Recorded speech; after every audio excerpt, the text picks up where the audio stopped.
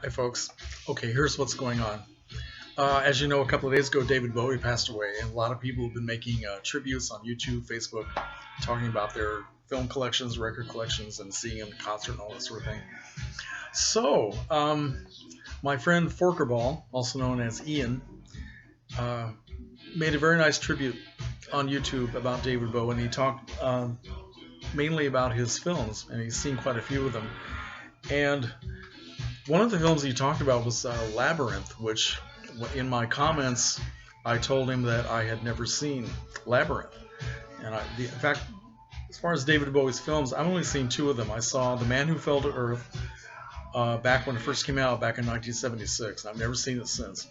And I saw The Hunger, the vampire film he did with Catherine Deneuve. I saw that on TV maybe once or twice. It's not one of my favorite vampire films, but it's kind of an interesting movie anyway.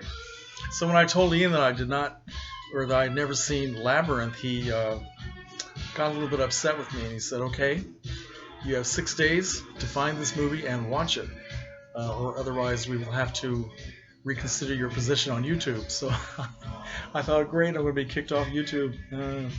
Thanks, Ian. So I consider this to be a challenge. So the only thing I know about David Bowie, just except for those two films, are some of his records, and I can show you what I have in my record collection here. The only ones I have Aladdin Sane from '73, I think. Diamond Dogs, um, Young Americans, which is, I think that's the best one. I really like that one. Station to Station, Heroes, Low, which is very strange, and The Lodger. Check this out, The Lodger. I don't know if you can see this on the screen, but David Bowie. And that was the last album that I bought. What you're hearing in the background here, if you can hear it all, is a 12-inch single called Fashion, which I have the cover to here.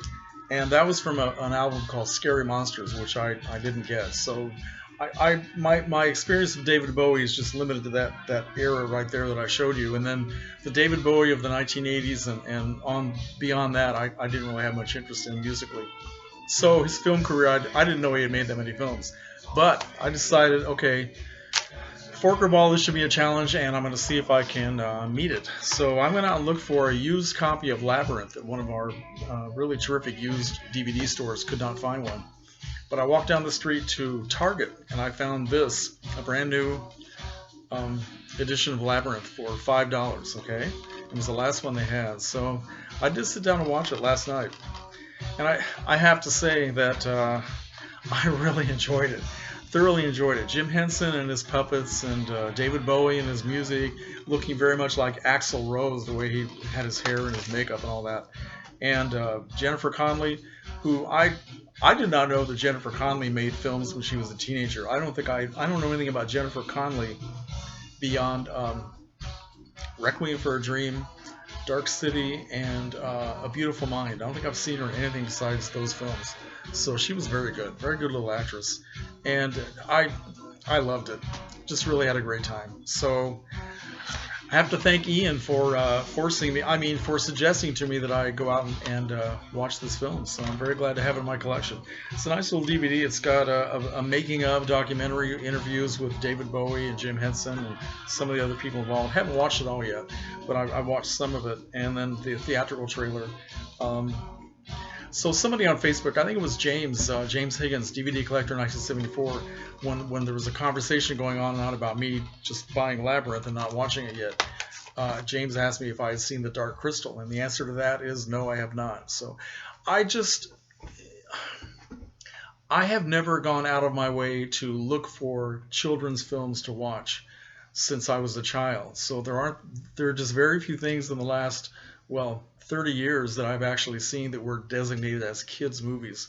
Most of the Disney films, the only Disney cartoon that I can remember seeing in fairly recent years was The Hunchback of Notre Dame, which I just went because somebody kind of dragged me to it and thoroughly enjoyed it. But it's not something that I would have gone to see on my own probably. And I've never seen Toy Story, never seen Shrek. didn't see the Dark Crystal or any of the other things. Of course, I saw the Lord of the Rings, but that's not really a kids movie.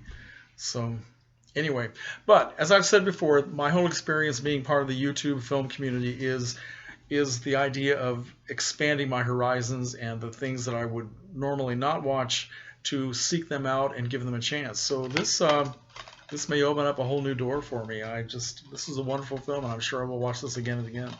So once again, thank you to Ian, and I hope that my position on YouTube is secure. I'll find out, right? So anyway, comments, questions, I'm always willing to listen. Okay, see ya.